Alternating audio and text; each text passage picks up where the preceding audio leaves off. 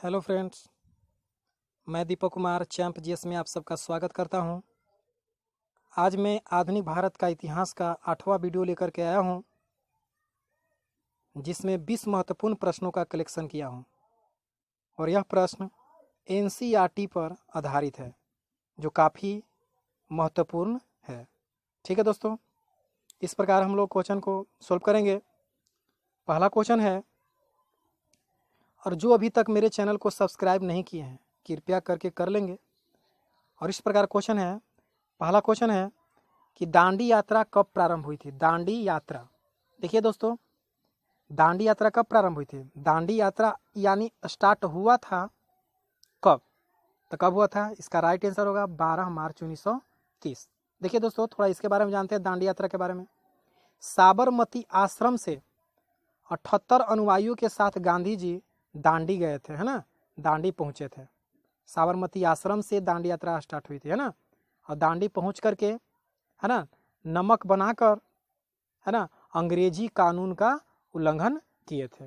ठीक है दोस्तों, चलिए क्वेश्चन नंबर 2 है। क्वेश्चन नंबर 2 है कि नमक निम्नलिखित में कौन सा कथन गांधी जी के दांडी यात्रा के विषय में असत्य है।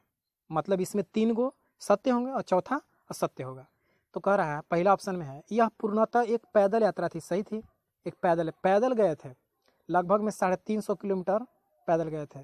कभी कहीं कहीं आपको 385 भी मिलेगा, है ना, इससे हड़बड़ाने की बात नहीं है। कहीं कहीं आपको 250 भी मिलेगा। तो यह पूर्णतः एक पैदल यात्रा थी, सही है। साबरमती आश्रम से आरंभ हुआ, ये भी सही है, साबरमती आश्रम से आरंभ हुआ और इसका अंत हुआ था कहाँ, दांडी। यहाँ दांडी लिख लीजिएगा, है ना। तीसरा है कि साबरमती आश्रम से समूची यात्रा 24 दिनों में पूरी हुई थी। राइट आंसर है, 24 दिनों में पूरी हुई थी, है ना। ये तीनों सही है ना। लेकिन चौथा ऑप्शन है कि इसकी शुरुआत 15 मार्च 1930 में हुई। नहीं, इसकी शुरुआत कब हुई थी, 12 मार्च 1930 में। तो ऑप्शन के अनुसार कौन सही होगा, तो ऑप्शन नंबर डी। चलिए अगला क्वेश्चन है, कथन कारण है। देखिए दोस्तों, बहुत अच्छा क्वेश्चन है। कथन है कि गांधी जी ने दांडी मार्च किया। सही है, सही में किया, है ना।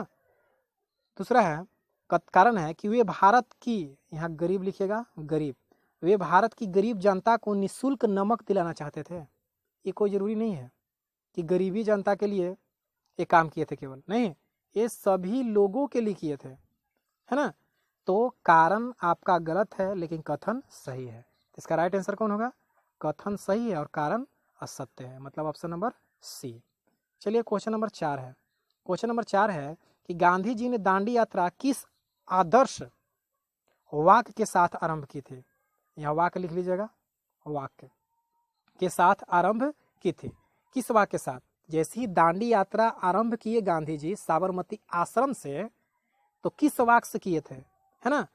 तो वे वाक्य बोले थे, है ना, अंत तक लड़ो। इसका राइट आंसर होगा अंत तक लड़ो। चलिए क्वेश्चन नंबर 5 है। क्वेश्चन नंबर 5 है, एक कथन है ये भी, कि घुटने टेक कर मैंने रोटी मांगी थी और बदले में मुझे पत्थर मिला। यह कथन किस आंदोलन से संबंधित है। तो आपको यह खुद पता होगा कि मैं आज सविनय अवज्ञा आंदोलन के बारे में बता रहा हूँ और दांडी मार्च के बारे में, है ना। तो यह किससे संबंधित है, तो यह संबंधित है दांडी मार्च से। दांडी मार्च कब स्टार्ट हुआ, तो 12 मार्च 1930 में, है ना। और दांडी कब पहुंचे थे, मतलब ये सत्याग्रही जो थे ये दांडी कब पहुंचे थे, तो 5 अप्रैल को, है ना। और 6 अप्रैल को नमक बनाकर अंग्रेजी कानून का उल्लंघन किए थे।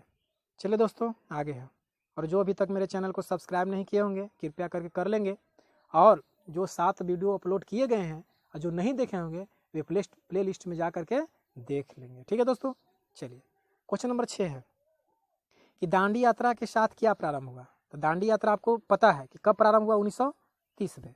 तो 1930 में जैसे ही दांडी यात्रा प्रारंभ हुआ, है ना, तो उसके साथ ही जब दांडी पहुंचे, है ना, 78 अनुयायियों के साथ गांधी जी, है ना, तो उसके साथ ही सविनय अवज्ञा आंदोलन प्रारंभ हुआ। इसका राइट आंसर होगा सविनय अवज्ञा आंदोलन, है ना।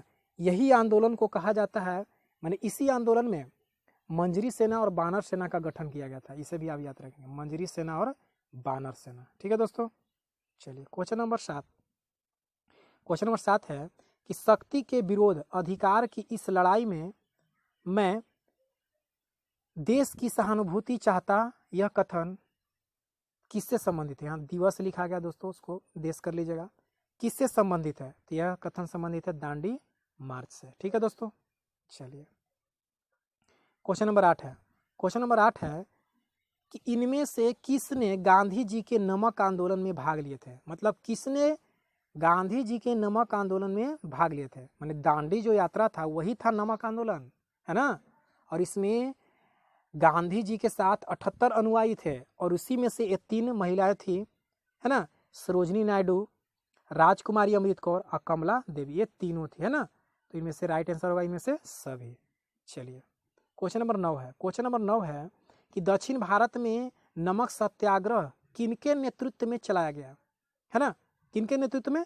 तो ये चलाया गया था, इसका राइट आंसर होगा आपका चक्रवर्ती राज गोपालाचारी के नेतृत्व में। अब भारत में जो उत्तरी भारत में जैसे गुजरात में नमक सत्याग्रह स्टार्ट हुआ था, किनके नेतृत्व में या किनके नेतृत्व में स्टार्ट हुआ था?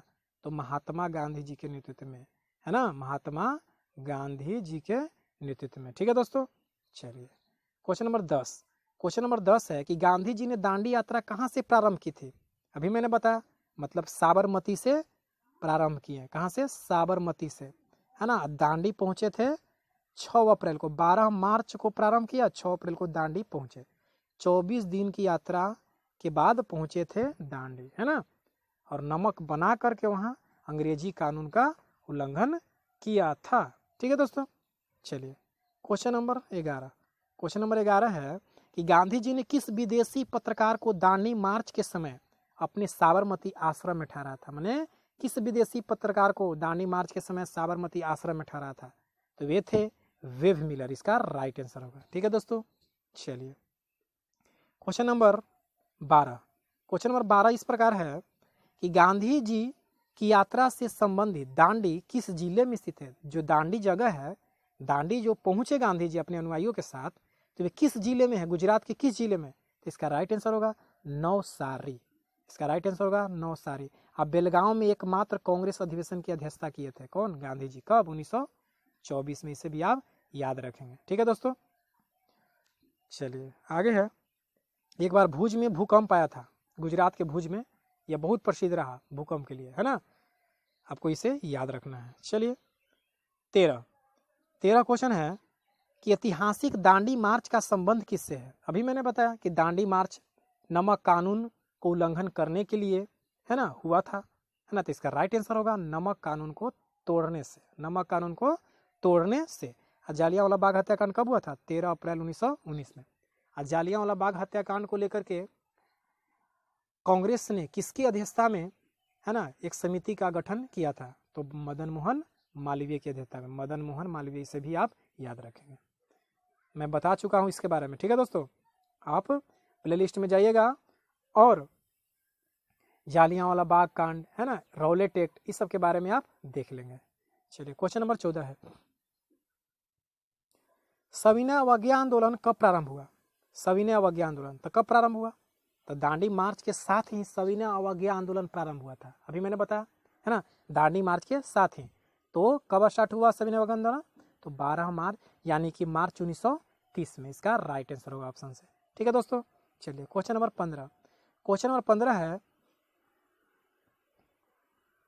कि विनोबा भावे किस आंदोलन में भाग लेने के लिए प्रथम बार गिरफ्तार हुए थे? देखिए वे ही विनोबा भावे जो जिनके द्वारा, मतलब कि जो हमारे देश में व्यक्तिगत सत्याग्रह स्टार्ट हुआ था, है ना, उसके प्रथम सत्याग्रही थे कौन? विनोबा भावे।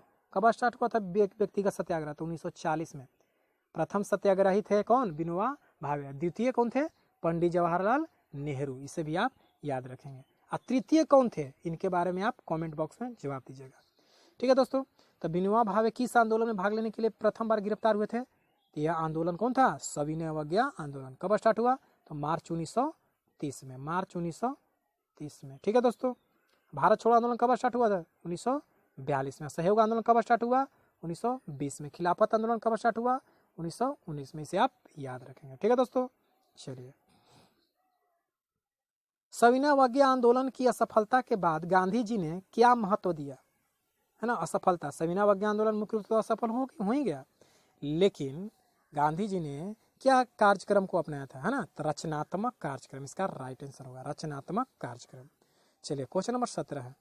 क्वेश्चन नंबर 17 है, सविनय अवज्ञा आंदोलन को पूर्णतः किस वर्ष स्थगित कर दिया। देखिए सविनय अवज्ञा आंदोलन प्रथम बार स्टार्ट हुआ 1930 में, लेकिन फिर क्या हुआ था कि सविनय अवज्ञा आंदोलन बंद कर दिया गया और फिर से चालू किया गया, है ना, है कि नहीं, फिर से चालू हुआ 1932 में, लेकिन पूर्णतः कब बंद हुआ, 1934 में इसका राइट आंसर होगा। सविनय अवज्ञा आंदोलन को पूर्णतः किस वर्ष स्थगित कर दिया गया था, तो 1934 में इसका राइट आंसर होगा। ठीक है दोस्तों, गांधी इरविन समझौता हुआ था कब, 1931 में, है ना, इसे आप याद रखेंगे।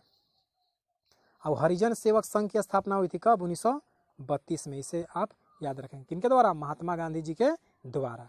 ठीक है दोस्तों, चलिए क्वेश्चन है कि क्वेश्चन नंबर 18, नमक सत्याग्रह के समय गांधी जी के गिरफ्तार हो जाने के बाद, मतलब गांधी जी गिरफ्तार हो गए तो उसके बाद नमक सत्याग्रह का मोर्चा कौन संभाले थे, मैंने कौन नेतृत्व किए थे, है ना, तो कौन किए थे, अब्बास तैयब जी, इसका राइट आंसर होगा। ठीक है दोस्तों, चलिए क्वेश्चन नंबर 19। क्वेश्चन नंबर 19 है कि गढ़वाल रेजिमेंट के सैनिकों किस आंदोलन में प्रदर्शनकारियों पर गोली चलाने से इनकार कर दिया था। गढ़वाल रेजिमेंट, है ना, तो कौन से आंदोलन के प्रदर्शनकारियों पर, तो सविनय अवज्ञा आंदोलन इसका राइट आंसर होगा, है ना। चंद्र सिंह गढ़वाल के नाम पर ही गढ़वाल रेजिमेंट नाम दिया गया था, इसे आप याद रखेंगे, है ना। चलिए लास्ट क्वेश्चन आज का है कि 1930 के पेशावर कांड के साथ किसका नाम संबंधित है ना, पेशावर कांड से किनका नाम संबंधित है, तो इसका राइट आंसर होगा वही चंद्र सिंह गढ़वाली, चंद्र सिंह गढ़वाली इसका राइट आंसर होगा, है ना। आपको यह बताना है कि भगत सिंह लाहौर षड्यंत्र के लिए प्रसिद्ध रहे, इसके कारण ही इन्हें सुखदेव और राजगुरु के साथ 23 मार्च 1931 में फांसी की, है ना, फांसी दे दी गई थी, है ना, 23 मार्च 1931 में भगत सिंह को, है कि नहीं। चलिए अब आगे है कि जो एक जगह क्या था, एक काकोरी कांड था, काकोरी कांड के लिए जो प्रसिद्ध थे कौन, राम प्रसाद बिस्मिल, काकोरी कांड के लिए, है कि नहीं, राम प्रसाद बिस्मिल, इसे आप याद रखेंगे। ठीक है दोस्तों, एक क्वेश्चन है, आप इसे जवाब दीजिएगा। क्वेश्चन है कि सविनय अवज्ञा आंदोलन के संबंध में कौन सा कथन पर विचार करें, है ना, विचार करना है ना।